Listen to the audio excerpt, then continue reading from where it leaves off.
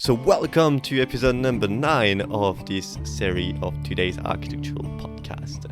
My name is Hugo and I'm the host of this podcast. A podcast in which I interview people for you to be able to create a better architecture. That is because I believe that the construction industry has the power to create a better world. A world where humanity and nature can live, coexist and flourish together. So today's conversation is with two members of the Architects Climate Action Network, or ACAN to make it a bit easier. So we are going to discuss about what is ACAN, what ACAN has to give to you, what can you give to ACAN, how can it help you to create a better world, a better architecture, and how to get involved in it. We are also discussing the embodied carbon in the construction industry. So from what is embodied carbon, how to reduce it as a designer, and also how to get other people such as politicians involved in this movement.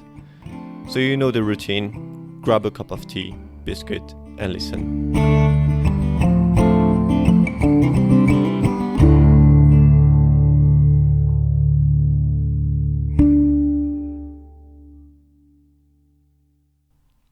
So as I said earlier in the intro, we have two guests this week, which is good, which is great. I mean, the first one is Kerry Watton. She is an architect in London. She's been practicing for now 7 years, and she is part of ACAN since it has been created in 2019, and she just set up the ACAN Northern Ireland. And she's been part of the Embodied Carbon group in ACAN. And the second guest is Jewell, who is the social media manager and press manager as well for ACAN, and he sits on the steering group as well. So, can one of you introduce ACAN? Just tell us what it is in general, what does it stand for, and what is its mission? Okay, so hi, my name is Jewell, and I'm part of ACAN, or Architects Climate Action Network, which is a network within the built environment taking collective action to address the twin crises of climate and ecological breakdown. Formed in late 2019, the group has grown to over 1,000 individuals, more than 20 campaigns and working groups, and 7 national and regional versions. Our overarching aims are Decarbonise now, ecological regeneration, and cultural transformation. We're entirely voluntary-led organisation, and the reason why we were formed was because 3 architects who were at a protest for Extinction Rebellion on Waterloo Bridge, and they asked themselves, what can we do? They weren't practice leaders, they weren't directors at their company, but they thought, what can we do? There must be some way to funnel our frustration and energy into something positive, and that's where ACAN came about.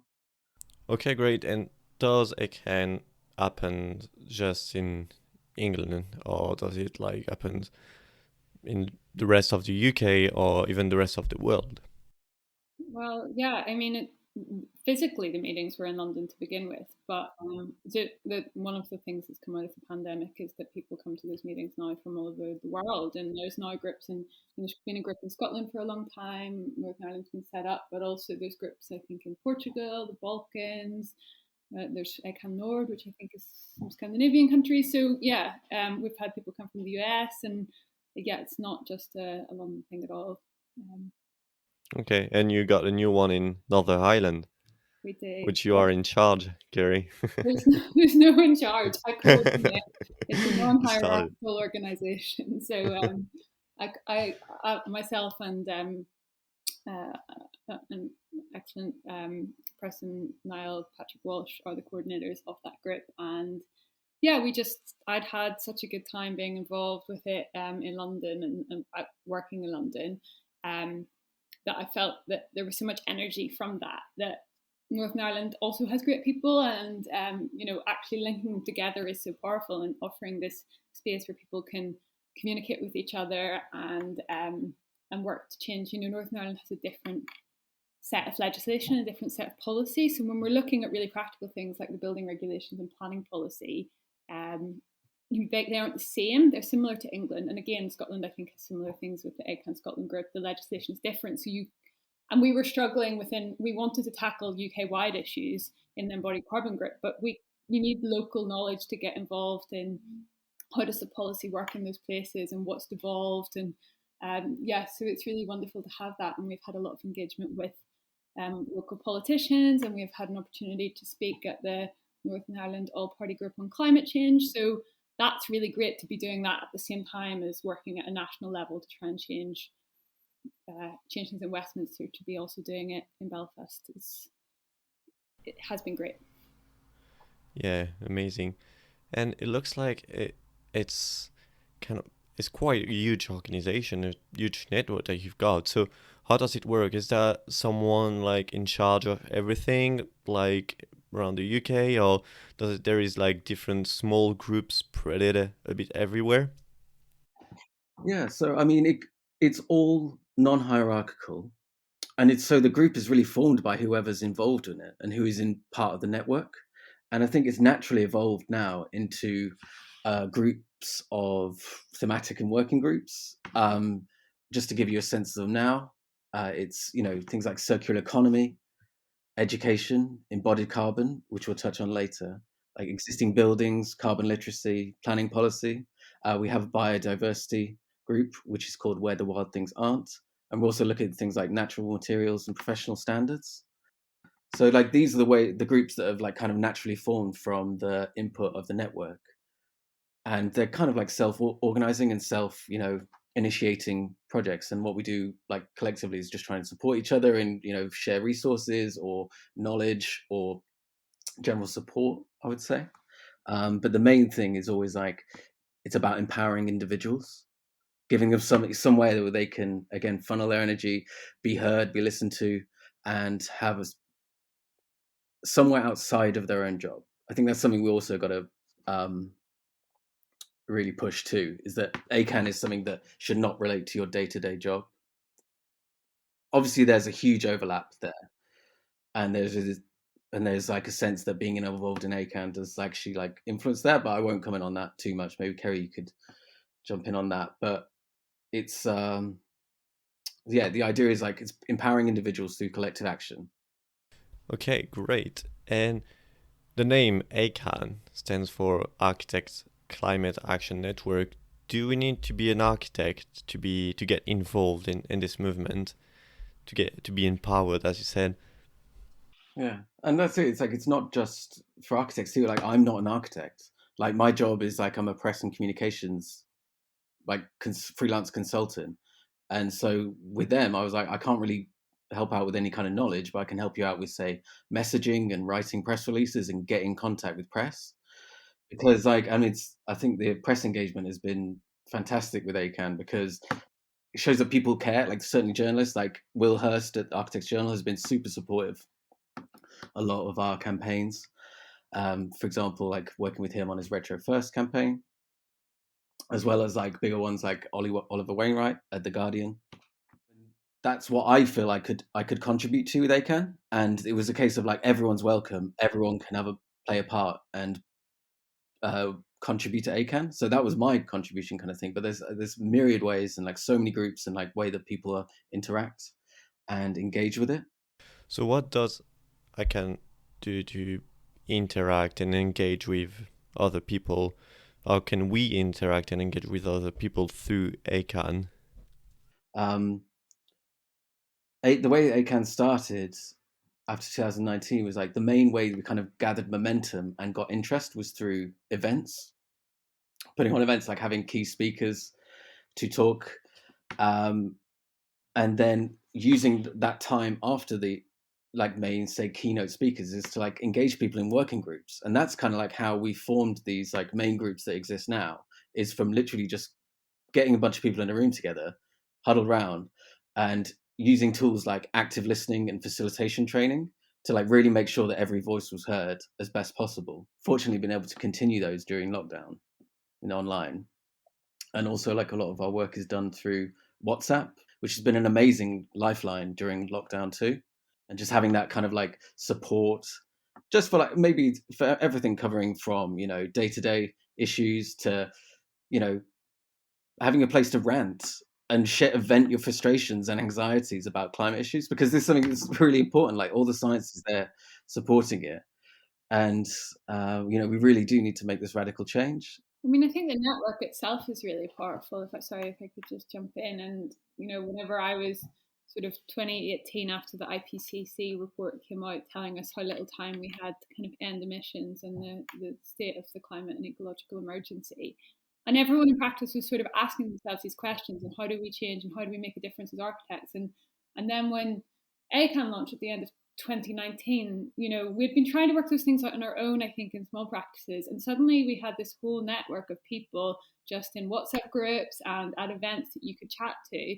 And it just, I think, sped everyone's learning up, because we weren't taught these things necessarily in architecture school, and because of our age or because of the way architecture education is and the way practice is. And I think that network has enabled us to learn from each other and then go away and find the resources, because some of the people within ACAN are so experienced and others are just really enthusiastic, and between them there's so much capability there. Okay, so yeah, it's a great way to connect with other people who want to make change with the construction industry, who are working into the construction industry and want to make change. Yeah, I mean, I don't think there's anyone in London who is an architect who cares about the planet who isn't in it, probably. Like, I think that, it's in some way or another, it connects everyone, and now it's so much broader than London. Yeah, I think that you can reach people you need to, and everyone's super supportive and just gives up their time and information to others. It's brilliant. That's amazing. And so what about students? Because I'm a student. Does ACAN do something for students? Do you have like a special groups or something like that? Yeah, I mean, like there's ACAN Education Group is probably one of the biggest and one of the most active of our groups, and always has been from the get-go, because I think there is so much energy and optimism and action going on, led by students. But also, I think it's quite good that ACAN provides a platform for tutors to get involved too. So our education group has been like massively active in like well, I don't want to use the term infiltrate because that sounds a bit more military and kind of like approach kind of stuff, but they've been active in making impact in most universities across the UK. One of the things they were active on is like engaging with the ARB, the registry body, and also with the REBA, but also engaging with the students and knowing what they wanted, and the tutors. I mean, it's absolutely incredible they've come out with. But one of the most recent things they've done is set up Students Climate Action Network, which is again like a nice way that the ACAN format is being replicated in individual universities across the United Kingdom. And so I would say check them out on Instagram and give them a follow. That's a great way to engage with what they're doing. But I remember like just speaking to a architect who I work with, who is a tutor at Kingston. And one of the things that the ACAN Education Group did during lockdown was create a UK-wide workshop for tutors.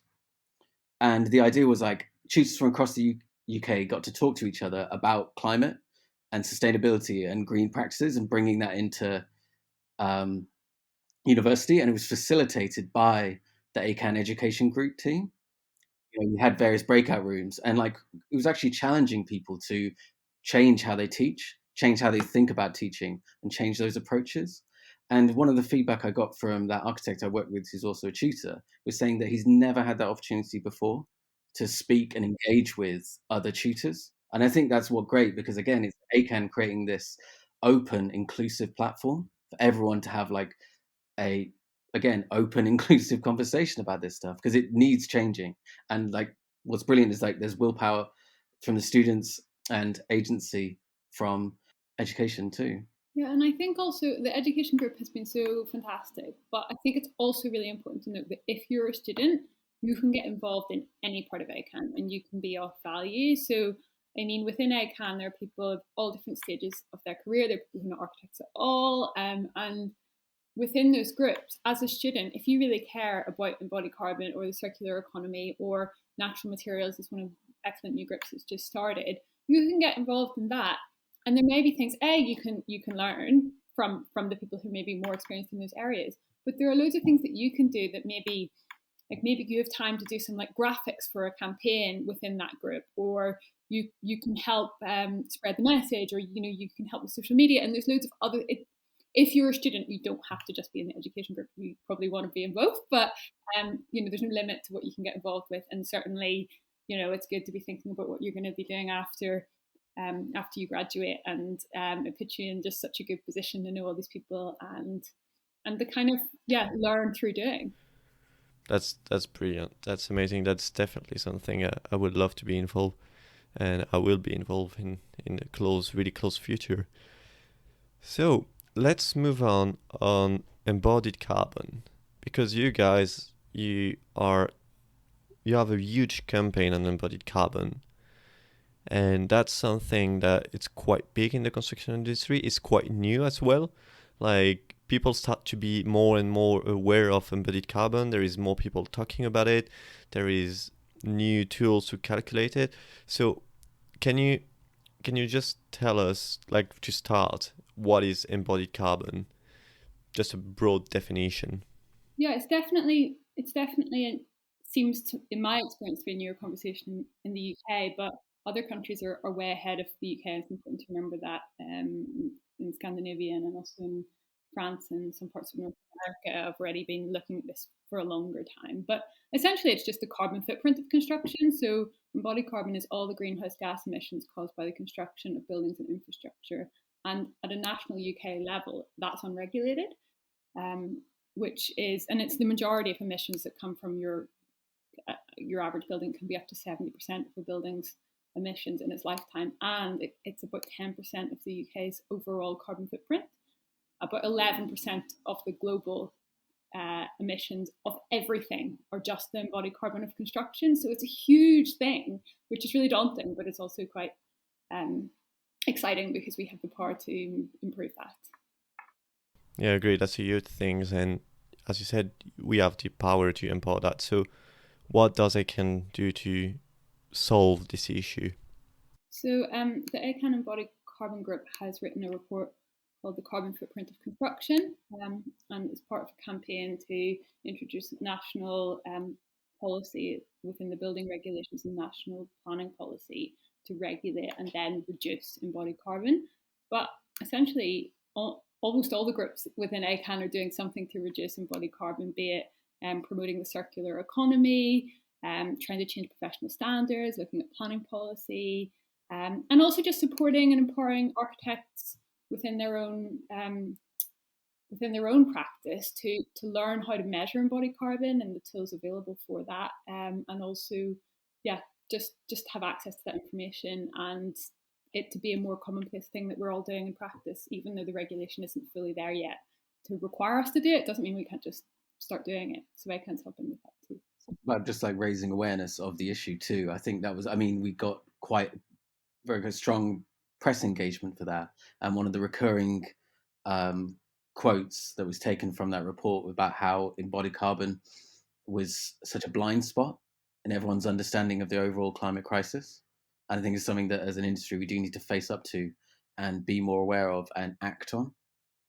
Yeah, and what Bobby's been doing, leading on, is super important, is talking to people outside of architecture and making politicians aware, making people through the media aware, and people who are in green finance need to be aware. It's just the people who are involved in commissioning buildings and have the kind of responsibility to change this are just myriad, and we can't just talk to other architects about it. So how do you make other people, such as politicians, aware of this issue? Because politician obviously has great power to make change in regulation and legislation around it. So how do you make them aware? What did you do? What are you doing?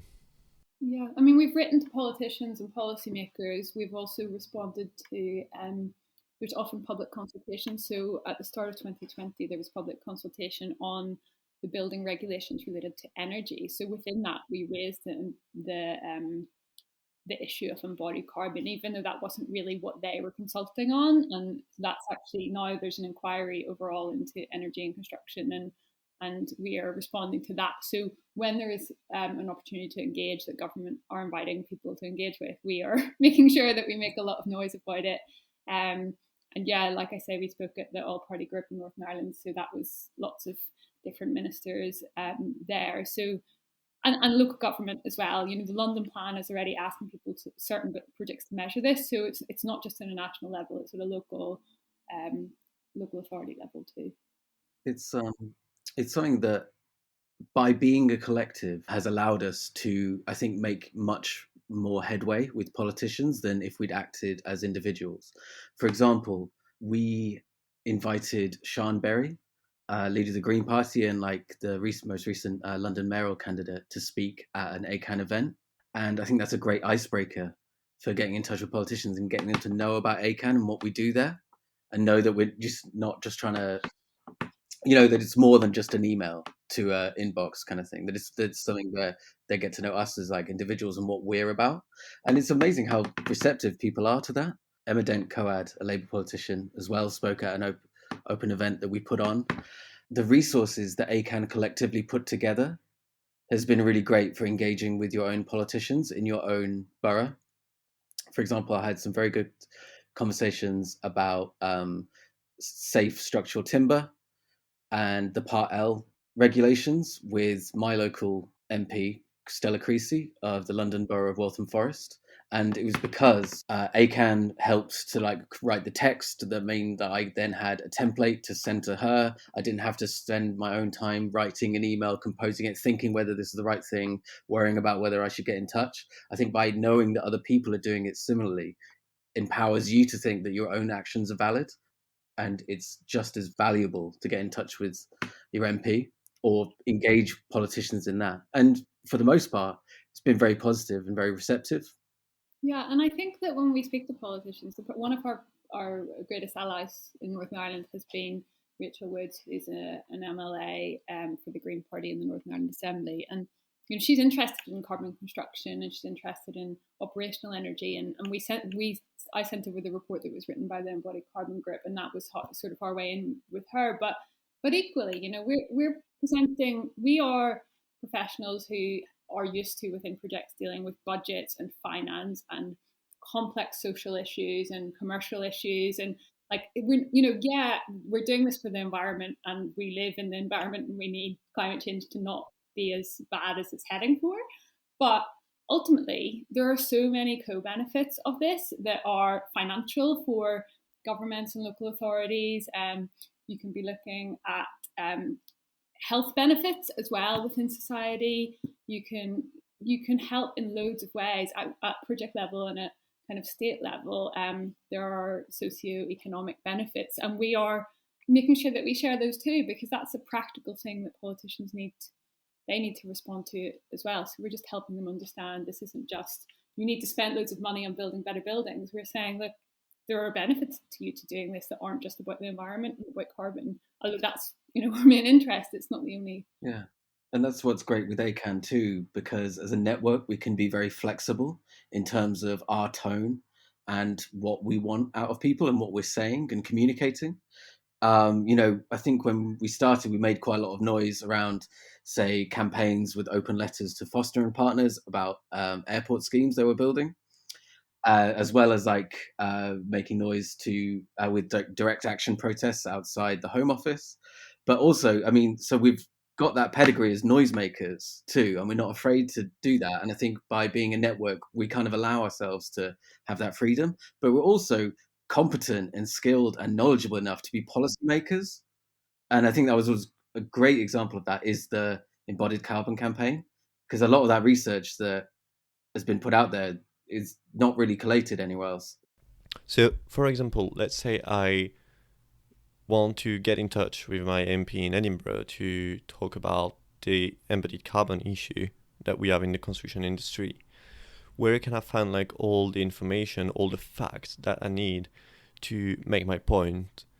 And do you have template letter or something like that can help me, because I'm not really good at writing letter? And so do you have something like that can help me to get in touch more easily with my MP and make a point with facts and data?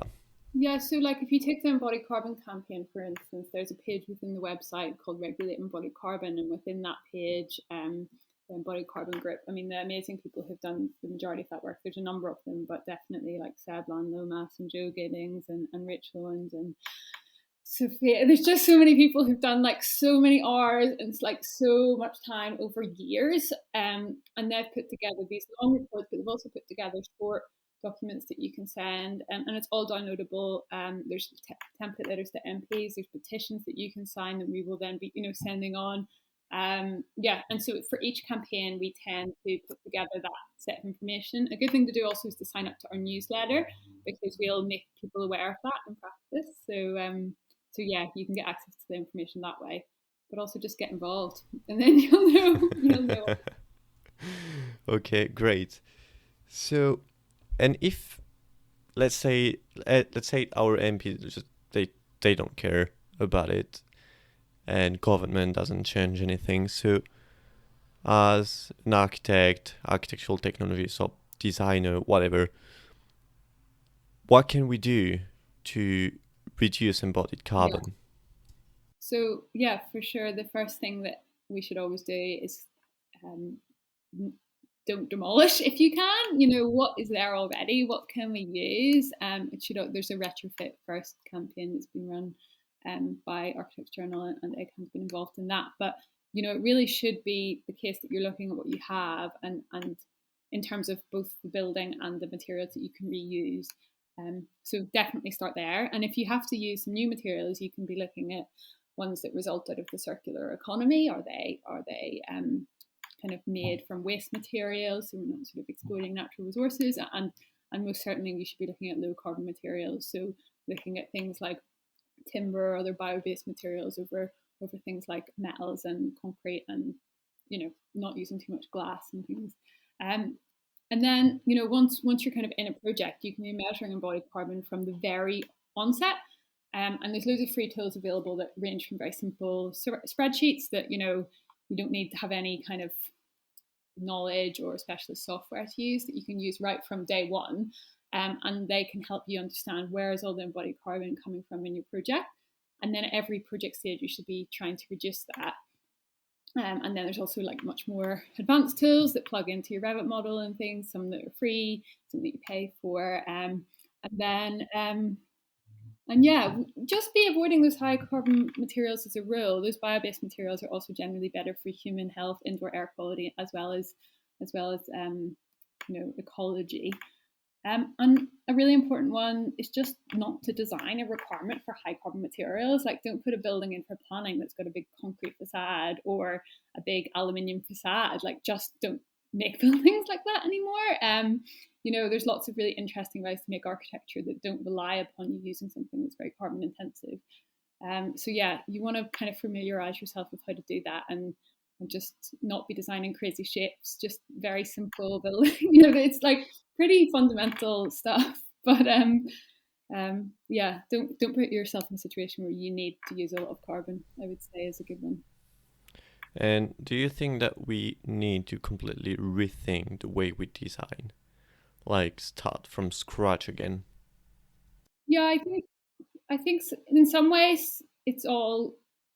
I mean, the school I studied at was very much about the old-fashioned way of designing cities and places and streets, and that's kind of the practices I've worked in have thought in that way. But obviously, I understand there's like different, schools of thought, and I don't think it should be limiting. But I do think that you need to think about whether or not you're doing floor-to-ceiling glazing and aluminium facades and brick slips that are hung off buildings with aluminium. They're just like, we just really can't be doing that, and it's a sort of late 20th century way of building. So it's either going back to before that or thinking about new things, which is really an exciting time to be an architect, is not to just be following modernism necessarily anymore. We've got a chance to make our own stuff, and it's going to be exciting. Yeah, definitely a lot of opportunities coming up. So let's imagine I've got a company, architectural practice or whatever, and I do everything wrong to reduce my embodied carbon emission. So what would be your first advice for me to start reducing my embodied carbon emission? retrofit and avoid concrete unless you absolutely have to use it in a tiny bit of the foundations. But yeah, make timber buildings. Yeah, like just being open about it is so much more than so many practices do. I mean, like the term greenwashing in itself is such a complex debate, because you really I mean, so many people think they're making a green project because there's some maybe some trees outside of it, or it's more integrated with the local environment in some respects. But when it comes down to it, and you get again, you look at these carbon calculations, what is actually happening there, what is actually being polluted to the earth, kind of thing. And so there's such a push and pull between how people market and present projects and developments, because everyone would like to have a green project, and it's something that people are latching on now for, say, developers in new housing schemes or in cultural works or new master plans. Everyone wants to say they're going green. There's a huge debate around whether net zero even means anything now, and you see that posted up on hoardings or used in press releases. And I think it's what would really benefit is just people actually be honest about it and say yeah, look, we couldn't do this. We tried. The developer said no, because they want ultimately it comes down to price or whatever kind of reason. And I think that radical honesty is kind of needed in the construction industry if it's ever going to change, because otherwise we're just masking actual impact. And also honesty about the fact that you don't know what you're doing and you don't know how to measure it. And, actually none of us did quite recently know how to do this stuff. Very few people would have. And I think it's okay to be I don't know how to measure this, and how do I, and just have a go. Downloading as an Excel spreadsheet and playing around with it for half an hour will teach you more than a lot of things. Just put in a wall that you've designed and change. Within that you can switch insulations, and you can say, what am I making a bad choice here? And that's a really good way to learn, just by doing. But yeah, definitely be willing to acknowledge your knowledge gap and try and learn. Okay, great. And you talked about tools that can help us to calculate embodied carbon. Do you at ACAN provide those tools, or where can we find them? And do you need to pay for that, or is it free? How do you do it? We don't. There's loads of free tools. So I mean, I would say if you're really starting out and you don't have Revit or anything, one really good free tool is Mesh, which you can download for free, and that's just an Excel spreadsheet. It's like a drop down menu. You can pick, are my internal walls made of concrete, or are they made of cross laminated timber? And you just drop down and pick up, what is my insulation and what is the volume of, walls in this building, what is the volume of floors, and you just put in very fundamental stuff about the building. So that's quite a simple tool. Field and Clegg Bradley have also released a free tool which is Excel based. So again, you don't need any particular 3D software, but also I think that one aligns you with where you are in relation to the RIBA 2030 challenge, which is a really great thing for us all to be trying to aspire towards. And then there are other free tools. Lots of engineers have produced them, but Elliott Wood's structural carbon calculator tool. Oh yeah. Who's that by? Elliott Wood? Elliott Wood, yeah. Yeah, and I think that quite a few structural engineers have done it, but also Hawkins Brown have got a free plugin which is graphically really nice. And then when you're getting into kind of more advanced and accurate measurement, there's the one-click LCA, and there's other tools that you are paid for. So there's loads of things you can do, but I would just say start with if you've never done it before, start with something simple like Mesh or whatever, and just get used to the process. And then that's all we need to do now is start doing it. Okay, so obviously there is quite a lot of tools out there, but I think it comes from, as you said, there is other countries who are more aware and advanced on embodied carbon than the UK. So don't you think that the fact that we need there is a knowledge gap on what we know and what we have to learn in terms of data and how to use those tools to calculate, that slow down the process of reducing embodied carbon in the construction industry, that slow down architects? Because I guess a lot of architects are not lazy to learn. Most of them would love to learn it or to do it, but they don't have time. Do you think that that's kind of a barrier? I mean, I read somewhere recently, and it's probably just like a silly Instagram post, but we don't need a handful of people doing everything perfectly. We need everybody doing things imperfectly, because it's not enough that 2% of the profession are doing completely immaculately zero carbon bio-based healthy buildings, and 40% are doing really high carbon buildings and everyone else is somewhere in the middle. Like, I think we need, those are definitely made up percentages, but we need everyone to try. And I think once you start trying, you learn, and you just keep hopefully getting better, and just don't settle yourself with the fact that, okay, you do this building a bit better, the next one hopefully will get a lot better, and you're going to make mistakes, but if you don't try, we're really in trouble. So And do you think the ego, the human ego for designers, such as like, I've done it like my whole life this way, I don't know why I would change, is a factor that slow down the process of getting into this new way of doing business, doing design? Do you think the ego slow us down?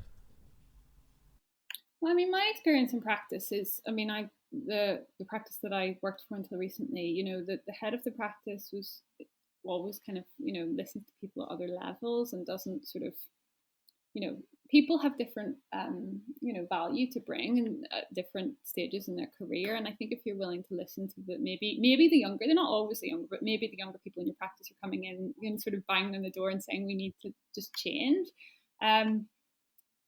then why wouldn't you listen to them, and why wouldn't you want to have those conversations? Your practice needs to modernize. You're not going to be around in the future if you don't.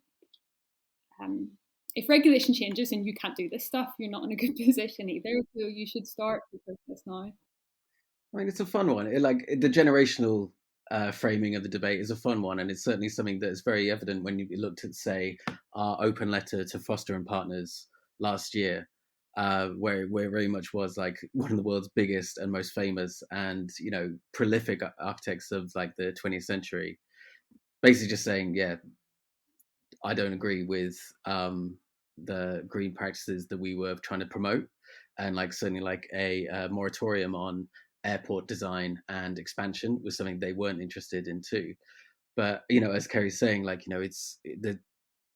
it's a cultural shift, and that can take place for people at any age. That doesn't mean there's not practices behind a lot of people in ACAN who aren't being supportive in their own way. Like, just because quite often people maybe who are a bit older and maybe have kids can't give up their evenings so much, and that doesn't mean they're not listening to these people in practice and they're not trying on a project level to change things. So yeah, I think I'm really wary of like a generational divide and saying all the boomers don't care and all the millennials do. Like, I think everybody cares. I just think some people have decided or realized that we have to do this and nothing else is, there's what's realistic is what is required, not what people do at the moment, I think. Well, I love those answers. Like, thank you. That's amazing. So, can you tell me what's ACAN final vision, final goal? Well, this is actually a really pertinent question because it's something that we're doing at the moment around creating our own theory of change, which is essentially like a document that breaks down what it is that we want to be achieving. And like the ultimate goal of ACAN is to no longer exist, I would say, in the most positive fashion. Third aim, which is cultural transformation, it's like that would be our ultimate aim, is to have a completely transformed built environment and construction industry, where the work of ACAN is no longer needed because it's already complete and inherent in what it is the industry is. Brilliant. Love it. So, if I want to get involved with you guys in ACAN, how do I do it? Well, signing up to the newsletter is a good start and coming to an event. There's an event coming up next Thursday on the circular economy, but signing up to newsletter will keep you updated on that. And then once you do that, then you can maybe get involved in one of the groups and some of the WhatsApp conversations. And then within that, we meet more regularly in our thematic groups every week or two. And yeah, there's no minimum commitment. You come as much or as little as you can. So if we come and join ACAN, we can either just stay silent and listen to what you have to say, other people have to say, or we can share our own ideas. Yeah, exactly. It's for everyone. Great, amazing. And so what is coming like for the coming year, so year 2021? What is going on? What you guys planned?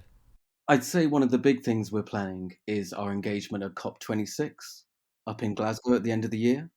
We've found a venue for ourselves now at Many Studios, but essentially we're really going to be thinking about how we can really push onto the agenda and into the media, changing the construction industry for the better. And I think that'll be a really exciting opportunity when you've got the international press and international politicians attending there to really make sure that the built environment is part of the conversation and is integrated in any kind of future plans or agreements made at the conference.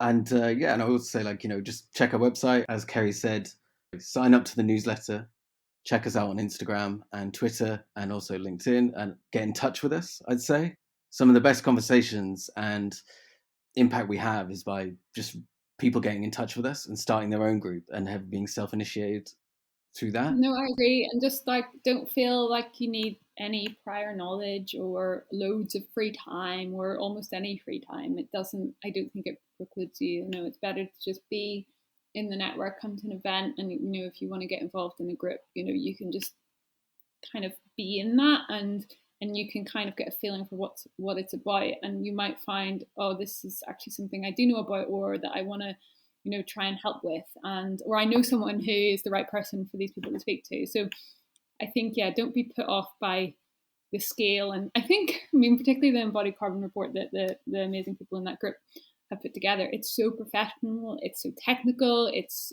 got so much knowledge, and that's not what everyone in ACAN is like, and you don't need to be that way to be involved. You can just want to find out more.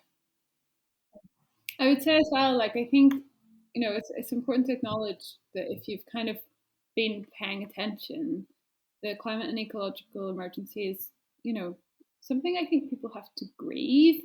And I know I've got loads of people for really good reason struggle to fully engage with it because it's too difficult. But if you have kind of gone through that grieving process for what we've already lost and what might be too late to save, ACAN is this really great kind of balm for that, because taking action is the only thing that makes you feel better, and it does, and it makes you feel like there is hope and there is reason for optimism because you're doing something, and actually there is a lot that we can still save and a lot that we can do. So having that network is hugely, even though we do it in our spare time and it takes up our evenings and sometimes weekends, it actually sort of gives you energy in quite a good way. And it's important to just have a bit of a good group of people you can have a pint with as well. Hey, that's it for today's episode. I hope you enjoyed this conversation with Bobby and Kerry. And if you want to join ACAN, you can, and it's easy. There is a link into the description, the show notes of this episode. There is links to their website, either for students or professional, doesn't matter. There is link to every single Instagram group and page for Scotland, England, Wales and Northern Ireland, so you can follow all of them if you want. There is great information, great advice, and it's a new network, new way of creating a network. So if you are a student, that's quite a good opportunity, I would say. And if you are a professional, that's definitely also a good opportunity to create new contact. So go for it. So that's it for today and this week. So we'll talk to you next Monday. Bye bye. Love you.